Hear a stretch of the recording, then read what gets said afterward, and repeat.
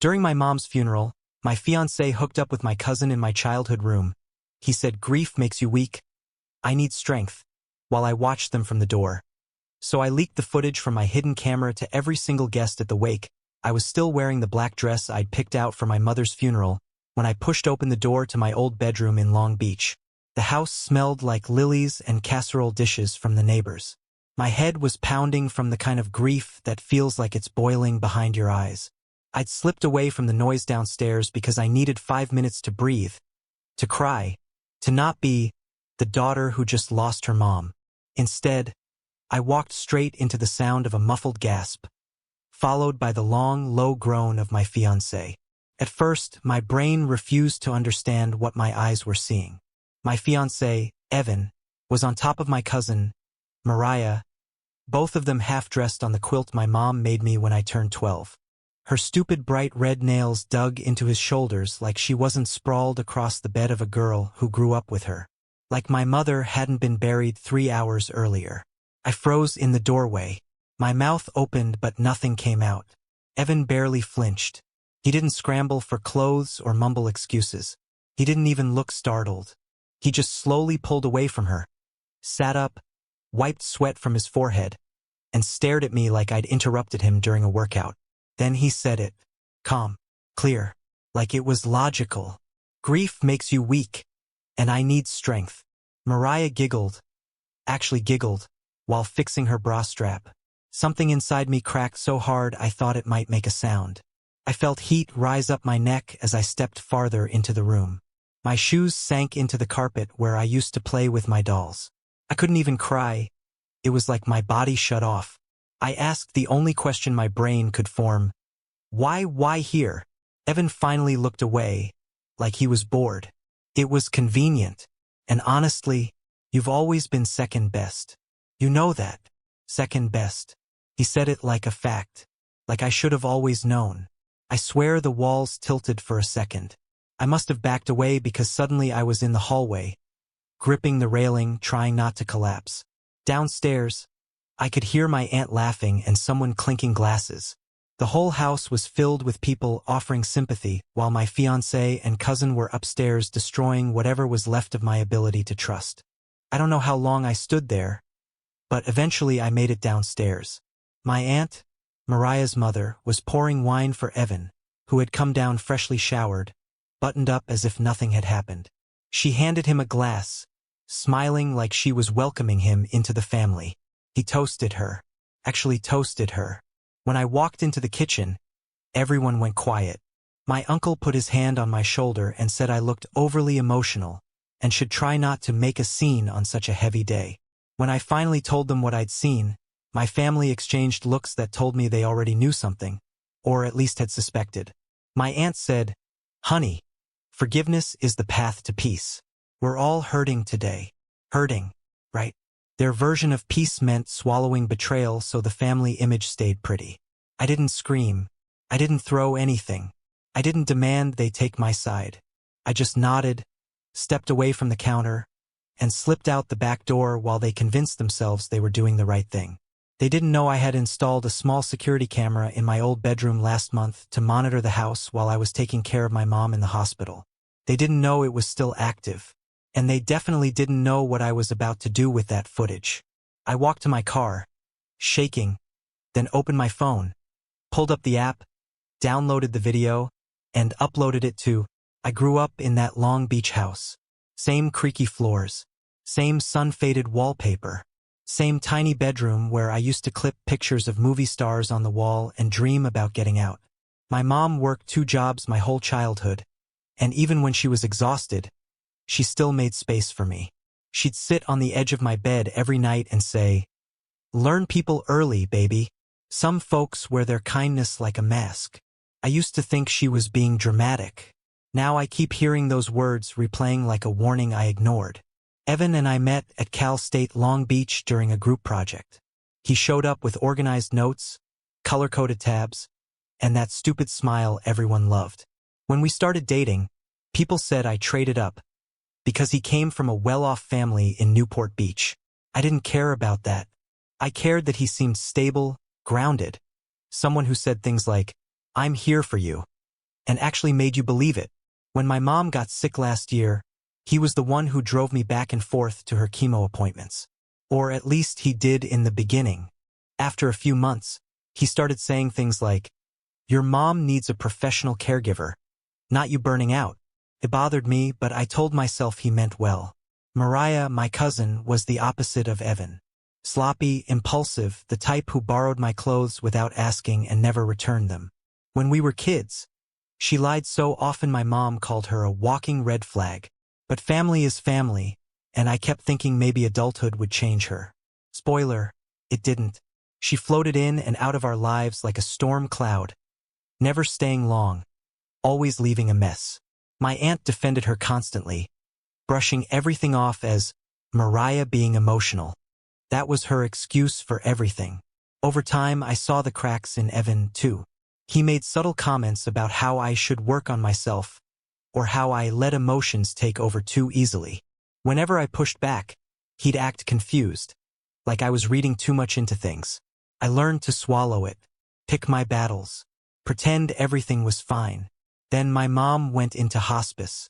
I started staying at her house more often, sleeping in my old room.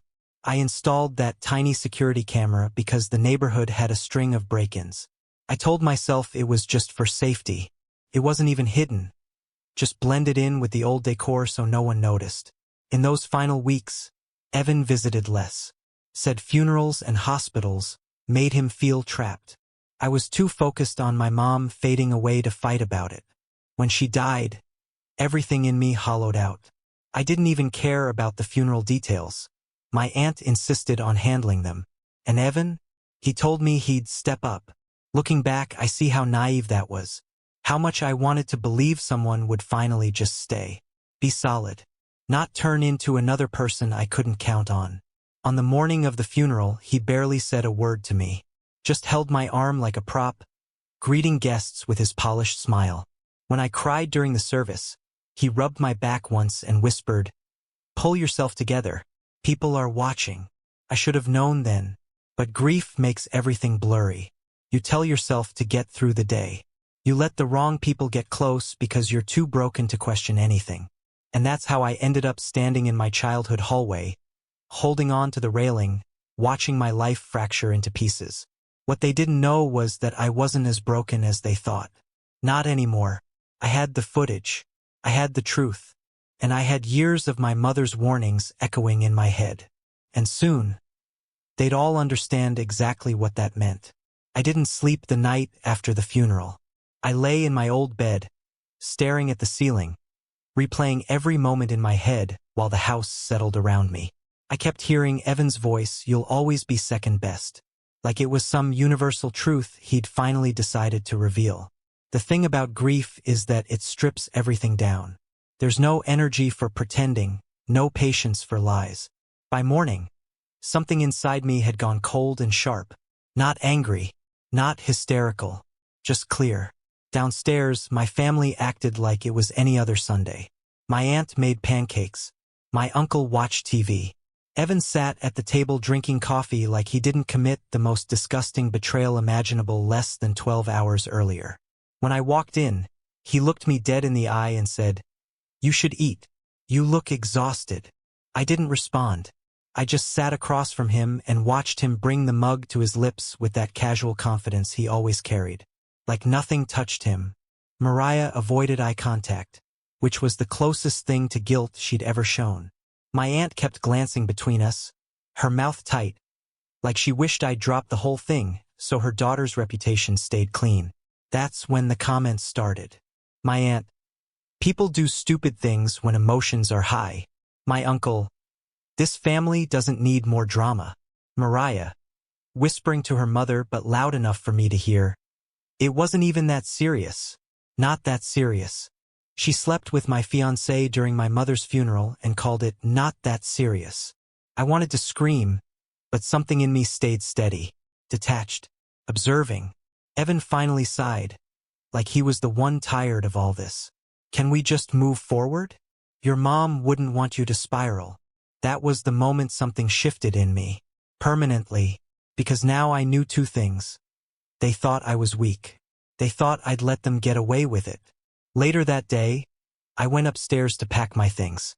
I moved slowly, deliberately, listening to the tiny creaks of the house.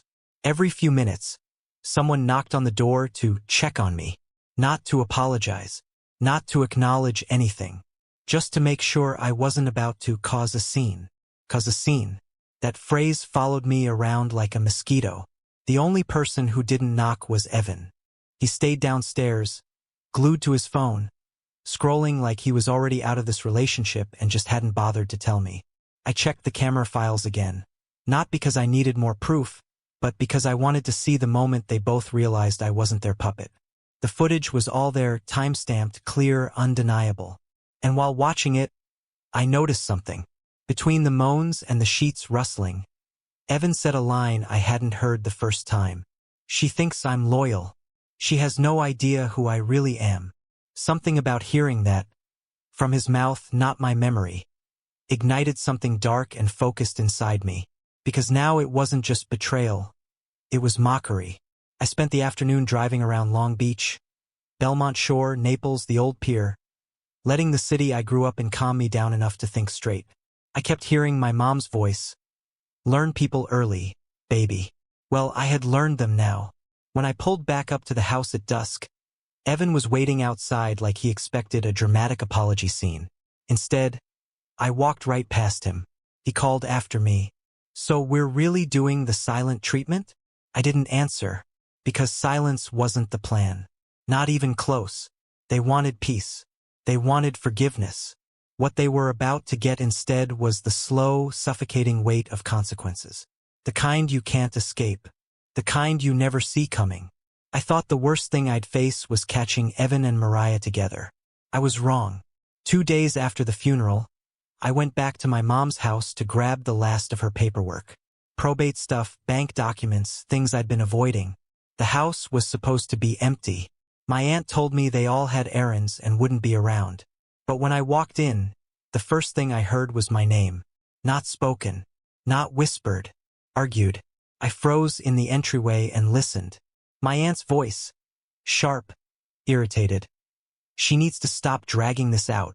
You said you had it under control. Then Evan, I did. I didn't think she'd walk in on us. You said the timing would work. My heart lurched so violently I had to catch the doorframe. The timing would work. I wasn't the only one betrayed. I wasn't the only one lied to. I wasn't the only one kept in the dark. There was something else going on, something bigger than cheating. I stepped forward as quietly as I could and peeked toward the kitchen. My aunt and Evan were standing close, too close, like two people who weren't strangers at all. His face was tense. Hers was pinched in irritation. My aunt lowered her voice. You promised you'd pull away from her before the funeral. You said it wouldn't get messy. My stomach dropped. Evan's reply was barely a whisper. We needed her money. I couldn't just disappear. Her money. They weren't talking about Mariah. They weren't even talking about the affair. They were talking about me. I stepped back, gripping the wall so hard my nails dug into the paint. My aunt sighed dramatically, like I was an inconvenience. She has access to the life insurance payout. You were supposed to secure your part first. Now she's emotional and unpredictable. Life insurance. I felt like I'd been punched. My mom's policy had a decent payout. Not huge, but enough to help me move, cover debts, get back on my feet. My mom left everything to me because she trusted me, because she knew I'd actually use it for something meaningful. Now I heard my own aunt treating it like a prize pot. And Evan, my fiancé, the man I planned to marry, was standing there discussing how to secure his part, like it was already his, like my mother's death was an opportunity. Evan rubbed his face. I tried to rush the engagement talk so she'd put me on the account. She wouldn't do it before the funeral. My aunt scoffed. Then push harder. She's vulnerable. She'll cave if you play it right. Push harder. Vulnerable. Cave. My vision blurred, but not from tears. From pure clarity. This wasn't an accidental cheating fiasco. This was a setup. A coordinated, months-long manipulation by two people who smiled in my face while planning how to carve up the remains of my life. My aunt continued, annoyed. And Mariah didn't help anything by dragging you upstairs like a feral cat. Idiot girl. Dragged him upstairs. So it wasn't even passion. It wasn't even impulse. It was part of whatever twisted dynamic they had going, some combination of control, ego, and entitlement. Evan finally snapped. I'm doing my part. You do yours. Keep her calm. Make her feel guilty. You're good at that. That was the moment everything in me slid into place. This wasn't about heartbreak anymore. This wasn't about getting cheated on. This wasn't even about disrespect. This was about a conspiracy.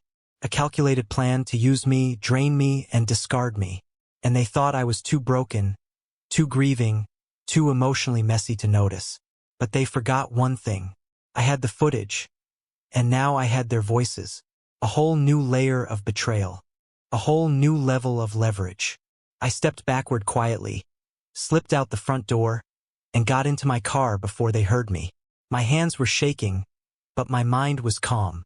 For the first time since the funeral, I knew exactly what I was going to do, and they were nowhere near ready for it. I drove straight to my apartment in downtown Long Beach with the kind of focus people get right before they do something irreversible. I didn't turn on music.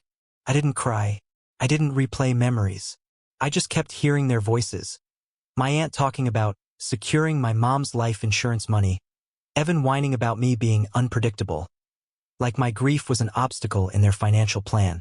By the time I parked, the numbness was gone. All that was left was intention. The first thing I did was back up every piece of evidence I had. The video from my bedroom, the audio I'd recorded from the kitchen, the messages Evan had sent me during the funeral week that suddenly made a sick kind of sense. The paperwork showing I was the sole beneficiary of my mom's policy. I saved copies on 3 separate drives. One went into my safe. One I put in my glove compartment. The third I uploaded to a private server with password-protected access. If they wanted a strategic fight, I'd give them one. Next, I made a list, actually wrote it out on paper so I could see it. Everything Evan depended on me for. Shared lease, my name first. The networking connection I introduced him to at my job, my savings account, he'd subtly encouraged me to merge. With the wedding deposits made under my name, everything my aunt depended on. The fact that I kept quiet about family drama, my mom's house, which she'd been hinting I should let her manage. The life insurance payout they thought they could manipulate me into sharing, it hit me right then. Their entire plan only worked if I stayed soft, if I stayed quiet, if I stayed the version of me that worked overtime to keep peace, even when I was being torn apart. But that girl was done. The next step was research. Hours of it. I read California laws on financial manipulation, on undue influence, on attempted co-ownership fraud, on recording consent, on engagement rings and property disputes, on familial interference in beneficiary designations. I wasn't trying to be dramatic. I just needed to know exactly where the legal lines were, where I could press without crossing any. What I found gave me options.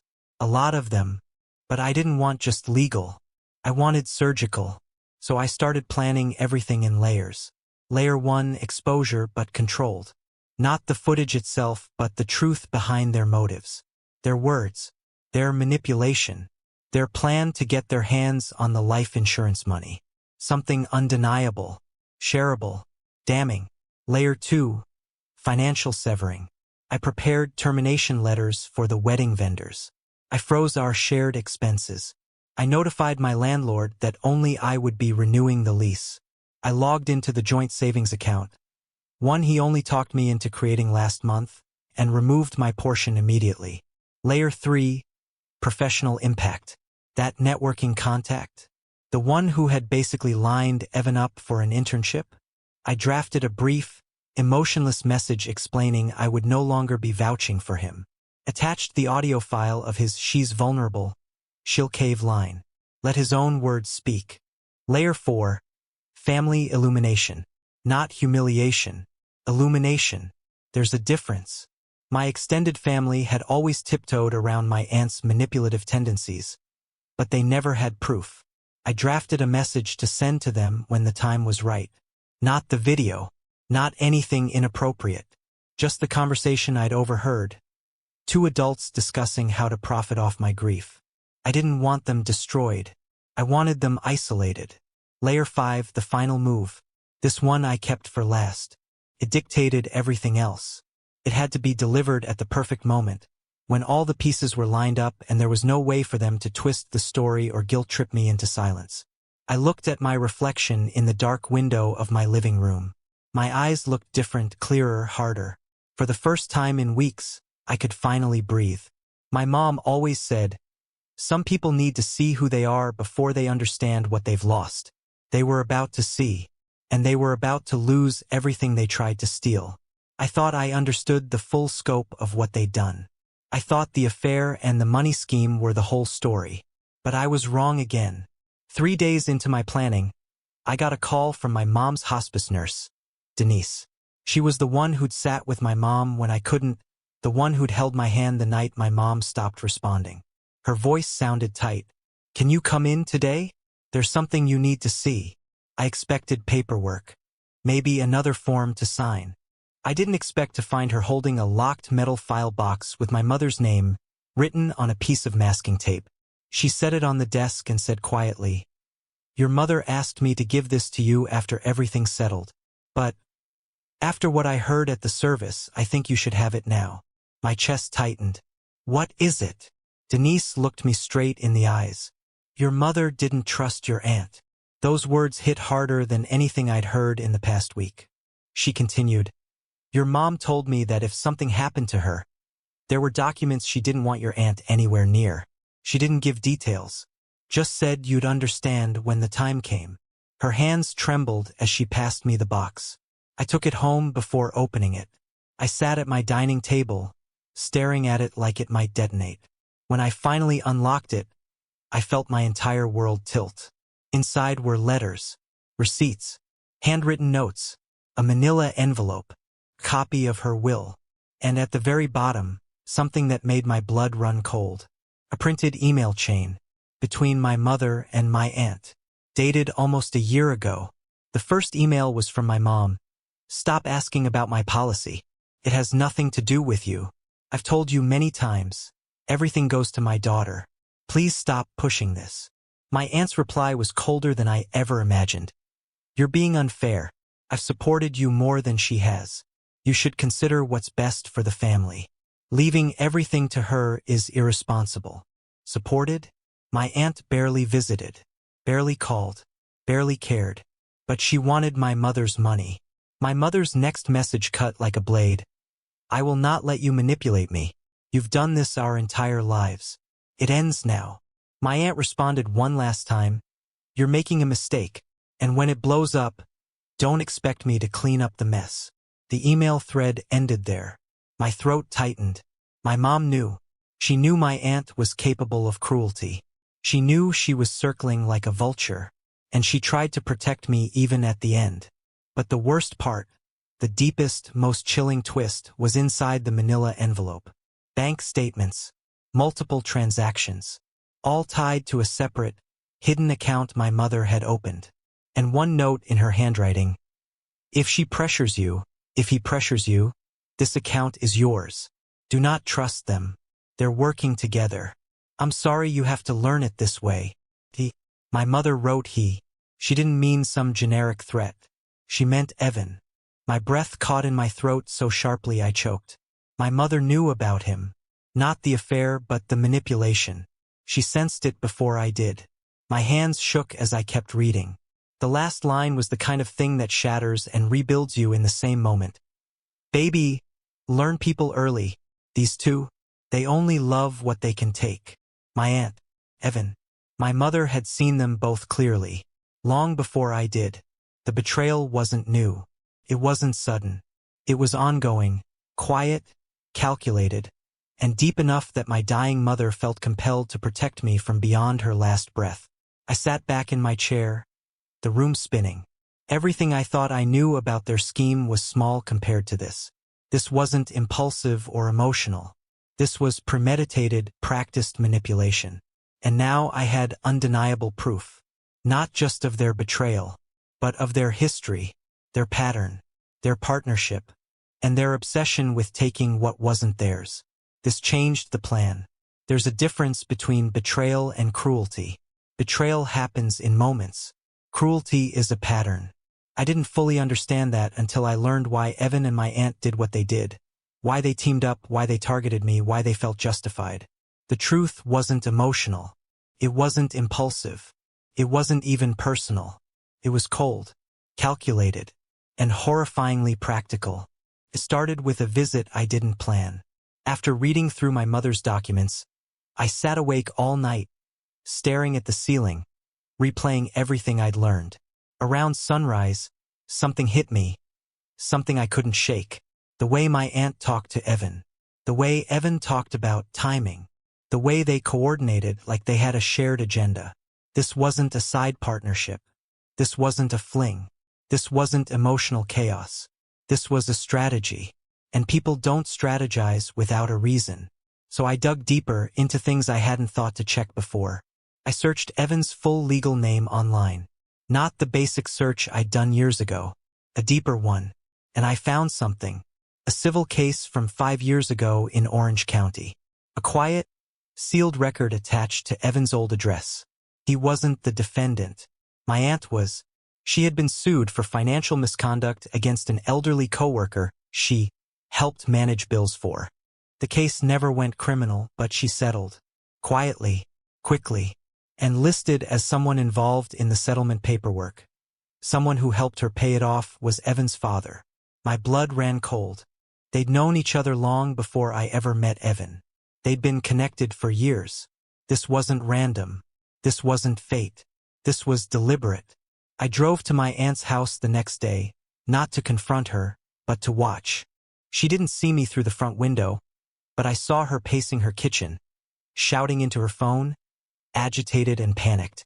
I stepped closer, staying out of sight. Her voice cut through the glass. "She's not as soft as you said she was. I told you we needed leverage." Leverage. Evan's voice came through faintly from the phone, but I heard enough. "You're overreacting. Once the money hits, we split it and walk. She'll cry for a week and move on." My chest tightened. This wasn't heartbreak. This wasn't betrayal. This was predation. My aunt hissed. "This was supposed to fix everything. We needed that payout. You promised me you had her wrapped." Evan snapped back. "And you promised she wouldn't question us. Don't act like you're innocent in this." Then my aunt said something that made everything inside me go still. "I've spent my whole life cleaning up this family's messes. And I'm done being the one left with nothing." Left with nothing. There it was. The reason. The ugly, chilling truth. She believed she was entitled to the things my mother earned. Evan believed he was entitled to the life I built. Neither of them saw me as a person, just a resource. To them, I wasn't grieving. I wasn't hurting. I wasn't human. I was a tool. A weak link. A gateway. A means to an end. And because my mother had chosen to leave everything to me, because she refused to let my aunt siphon off her money like she'd done to others, they saw me as the obstacle standing between them and the life they felt owed. That's why they teamed up. That's why they coordinated. That's why they pushed, manipulated, and lied. My mother didn't just leave me money. She left me protection, security, independence. And that infuriated them, because they didn't want me to have a future. They wanted to own it. The cruelty wasn't in what they did. It was in why they thought it was justified. They believed I should give up what was mine simply because they wanted it more. And once I realized that, my revenge stopped being emotional. It became necessary, strategic, precise. Not to hurt them, to stop them, once and for all. The day I executed everything, the sky over Long Beach was gray and heavy, the kind of sky that makes people stay indoors. Fitting, honestly. Quiet weather for a quiet end. I started at the bank. I walked in with my mother's documents, the hidden account information, and the email chain proving my aunt had tried to pressure her for access. The bank manager looked through everything twice, asked a few questions, and then nodded slowly like puzzle pieces were snapping together for him too. By the time I left, every cent in every account tied to me or my mother was locked down. Legal protections activated. Power of attorney revoked. All beneficiary designations confirmed. No one, not Evan, not my aunt, could touch a dime. Layer 1. Sealed. Next, I drove to my job downtown. My supervisor, Eric, had always liked Evan, mainly because I vouched for him. I walked into his office, closed the door, and placed my phone on the desk. One tap. Evan's voice played on speaker. "She's vulnerable. She'll cave if you play it right." Eric's face went slack with disgust. I didn't need to explain. I just said, "Please withdraw my recommendation for him." He nodded once, firmly. "Consider it done." Layer 2. Severed. Then came the family. I parked outside my aunt's house but didn't go in. Instead, I sat there and sent a single group message to every relative in our large, loud, always in each other's business family chat. No video. No explicit material. No drama. Just the audio clip I recorded of my aunt and Evan discussing how to manipulate me for the life insurance payout. And a short message. "You all told me to forgive for the sake of peace. Here is the full truth. I will not be speaking further." Then I muted the chat and walked away from it forever. The fallout started within minutes. Texts popping up so fast the notification banner froze. Shock, anger, denial, then more anger. But it wasn't aimed at me. For once in my life, the spotlight wasn't on the emotional niece. It was on the manipulative adult who had finally shown her face. Layer 3. Illuminated. The next stop was the wedding venue. I handed the coordinator the termination letters and asked for everything under my name to be canceled. She looked at the paperwork, saw the matching signatures, and processed it on the spot. Evan would soon learn that every deposit he assumed was ours was actually mine alone. And all non-refundable credits were staying with me. Layer 4. Reclaimed. But the final move, the one I'd planned with surgical precision, came last. I drove to my mom's house. Evan's car was parked out front, my aunt's just behind it. They were inside, probably arguing, probably panicking, probably scrambling to figure out why everything around them was suddenly collapsing. I walked through the front door without knocking. They froze when they saw me. My aunt's face was red, sweaty. Evan looked like someone had unplugged his confidence and left him flickering. I didn't yell. I didn't cry. I didn't explain. I simply placed a manila folder on the coffee table. Inside were the printed conversation they thought I didn't hear, the financial documents they didn't know I had, the letter my mother wrote warning me about both of them. I looked at Evan first. "You're off the lease. Effective immediately. Your things will be boxed and left outside the building tomorrow at noon." He opened his mouth, but nothing came out.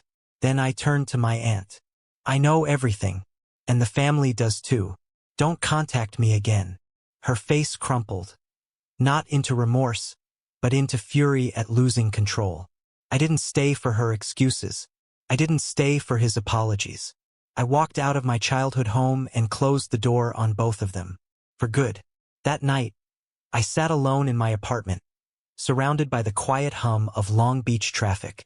For the first time in months, the air felt clean. Revenge didn't fix everything.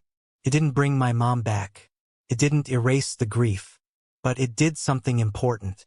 It shut the door on people who tried to carve pieces out of my life and call it love. I took a deep breath, leaned back on my couch, and whispered into the empty room. My mother was right. Learn people early.